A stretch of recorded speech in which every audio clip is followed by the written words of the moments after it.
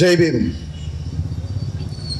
ஒளியட்டும் ஆரியம், எழட்டும் திராவிடம், வெல்லட்டும் தமிழ் தேசியம் என்ற தலைப்பில் தந்தை பெரியாரின் 145வது பிறந்தநாள் விழாவை எழுச்சியோடு முன்னெடுத்துள்ள மே 17 இயக்கத்தின் முன்னணி தோழர்கள் மற்றும் இந்த கூட்டத்திலே கலந்து கொண்டுள்ள அனைத்து கட்சி அமைப்புகளின் தோழர்கள், விடுதலை சிறுத்தை கட்சியை சார்ந்து என்னோடு வந்துள்ள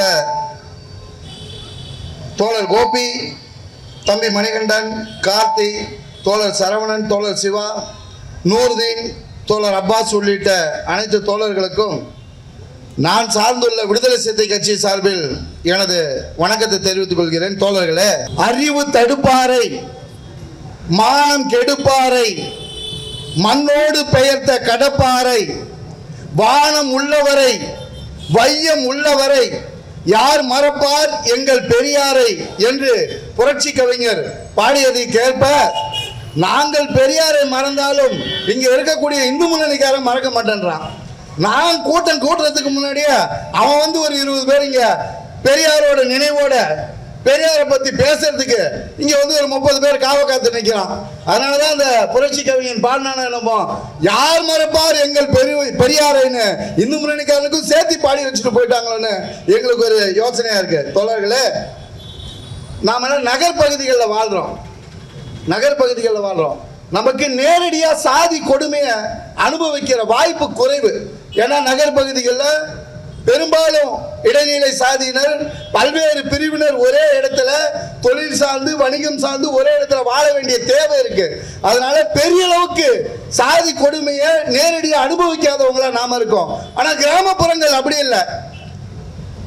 1000 குடும்பம் தலித் குடும்பம் இருந்தாலும், ஒரு 100 குடும்பம் சாதி இந்துக்கள் இருந்தாலும், அந்த 1000 தலித் குடும்பத்தால என்ன பண்ண முடியாது, கிராமங்கள்ல நிம்மதியா வாழ முடியாது. அப்படி ஒரு கொடுமையை நேரடியா அனுபவிக்கிறதுனால கிராமங்கள்ல இன்னமும் தீண்டாமையை நேரடியாக அனுபவிப்பாங்க. நகரத்தில் இருக்க நாம ஏன் பெரியார நினைக்கணும்? நமக்கு என்ன சாதி கொடுமை இருக்கு? சாதி கொடுமை நேரடியா தொட்டா தீட்டு பாத்தா தீட்டுன்னு சொல்றதை தாண்டி அதிகாரத்தை வழங்குவதிலேயே தீட்டு இருக்கு. அது என்ன அதிகாரம்? நம்ம சேலம் மாமன்றம் இருக்கு, சேலம் மாநகராட்சி இருக்கு இல்லையா, சேலம் மாமன்றம் இருக்கு. அந்த சேலம் மாமன்றத்தில் மேயர், துணை மேயர், மண்டல குழு தலைவர் உள்ளிட்ட பொறுப்புகள் இருக்கு. மேயர் அதை தேர்ந்தெடுக்கிறாங்க. தேர்ந்தெடுத்ததுல மேயர் யார் இல்ல, மொத்தம் சேலத்தில் 11 சட்டமன்றம், ஒரே ஒரு சட்டமன்றம் தான் ஜெயிச்சிருக்காங்க. 10 சட்டமன்றமும் அதிமுக ஜெயிச்சுட்டாங்க. ஆனா இந்த மேயர், துணை மேயர் உள்ளிட்ட பொறுப்புகள்ல மேயர் தலித் அல்ல, இஸ்லாமியர் அல்ல, துணை மேயர் தலித் அல்ல, இஸ்லாமியர் அல்ல. 4 மண்டல குழு தலைவர்கள்ல ஒரு மண்டல குழு கூட தலித்தோ இஸ்லாமியரோ என்ன இல்ல, குழு தலைவர் அல்ல. ஒரு 7 நிர்வாக குழு போட்டிருக்காங்க. அந்த 7 நிர்வாக குழுல ஒரே ஒரு குழுவுக்கு கூட தலித்தோ இஸ்லாமியரோ என்ன இல்ல, நிர்வாக குழு தலைவர் அல்ல. இப்ப தெரியுதா தீண்டாமை எங்க இருக்குன்னு? தீண்டாமை என்பது செயல்பாட்டின் மூலமாக மட்டும் இல்லாம அதிகாரத்தை வழங்குவதிலேயே தீண்டாமை இன்னும் உயிரோட இருக்குங்கிறதுக்காக இந்த உதாரணத்தை சொல்றேன். தீண்டாமை இன்னும் உயிரோட இருக்கு. தீண்டாமை இந்த மண்ணில் இருக்கும் வரை தந்தை பெரியாரை யாராலும் அழிக்க முடியாது. சொல்லுவாங்க, தென்னாட்டு அம்பேத்கர் தந்தை பெரியார், வடநாட்டு பெரியார் புரட்சியாளர் அம்பேத்கர். தந்தை பெரியாரையும் புரட்சியாளர் அம்பேத்கரையும் ஒரு நாணயத்தின் இரு பக்கங்களாக சொல்லுவாங்க.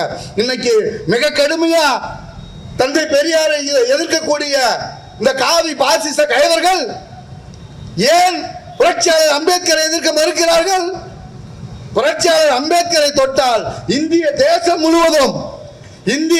முழுவதும் ஒடுக்கப்பட்ட சமூக மக்களின் வாக்கை பெற முடியாது.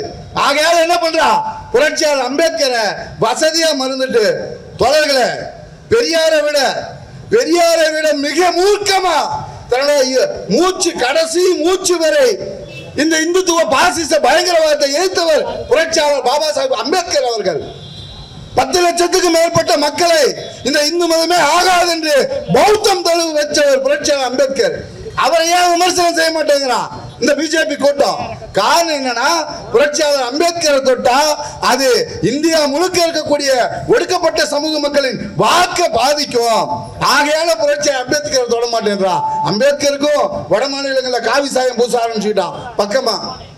ஏன் பெரியாரை ஏத்துக்கிட்டே இருக்கான்? பெரியார் என்ன முதலமைச்சரா, சட்டமன்ற உறுப்பினரா, நாடாளுமன்ற உறுப்பினரா? இல்லவே இல்லை. ஆனாலும் தொடர்ந்து எழுத்துக்கிட்டே இருக்கான். இவன் கருத்தை அழிக்கக்கூடிய ஆற்றல் பெரியாரின் எழுத்துக்கு உண்டு. ஆகையினால் தந்தை பெரியார தொடர்ந்து எழுத்துக்கிட்டே இருக்கான். தொடர்களே, இன்னொரு செய்தியோட நான் முடிக்க விரும்புறேன். தீண்டாமை இல்லைன்னு நகரத்தில் இருக்க நாமெல்லாம் நம்பிட்டு இருக்கோம் இல்லையா? உங்க பார்வைக்கு ஒரு சின்ன நடக்கக்கூடிய சூழல். தூய்மை பணியாளர்கள் இருக்காங்க இல்லையா?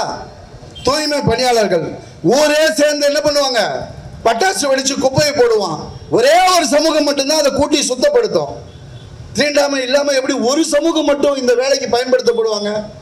ஏன் பிற சமூகத்தில் இருக்க யாரும் தூய்மை பணியாளர்கள் வேலைக்கு வரதில்லை? போன வாரம் அந்த தூய்மை பணியாளர்கள் போராட்டத்தில் கலந்துகிட்டேன்.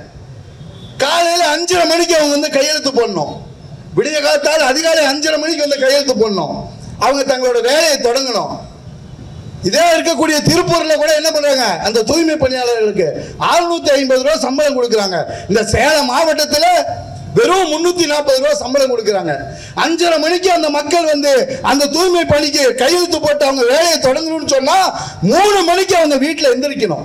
3 மணிக்கு எந்திரிச்சு தனக்கும் தன் குழந்தைகளுக்கும் தேவையான உணவை ரெடி பண்ணி வச்சுட்டு தான் 5:30 மணிக்கு அவங்க வந்து கையெழுத்து போடணும். 3 மணிக்கு எந்த சிறப்பு பேருந்து விட்டுருக்காங்க தூய்மை பணியாளர்கள்? அவங்க வீட்டில இருந்து வந்து தூய்மை பணியை மேற்கொள்ற பகுதிக்கு யார் சிறப்பு பேருந்து விட்டுருக்கா? அவங்க அழைச்சிட்டு வரதுக்கு வாகனம் இருக்கா? அந்த தூய்மை பணியாளர்கள் தங்கள் பணியை மேற்கொண்டு போகும்போது அவங்களோட கழிப்பிட வசதி இருக்கான்னு கேட்டா அப்படி ஒண்ணும் இல்லை. ஆனாலும் என்ன பண்றாங்க? ஒரு குறிப்பிட்ட சமூகம் அதுக்கு பணிக்கப்படுது. அவங்களுக்கு தரமான சம்பளத்தை கொடுத்துடக்கூடாது. ஒருவேளை தரமான சம்பளத்தை கொடுத்துட்டா அந்த பிள்ளைகள் என்ன பண்ணுவாங்க? படிக்க வச்சிருவாங்க. அவங்க பிள்ளைகள் படிச்சுட்டா என்ன பண்ணுவாங்க? ஏதோ ஒரு அரசு பதவிக்கோ பிற வேலைக்கோ போயிடுவாங்க.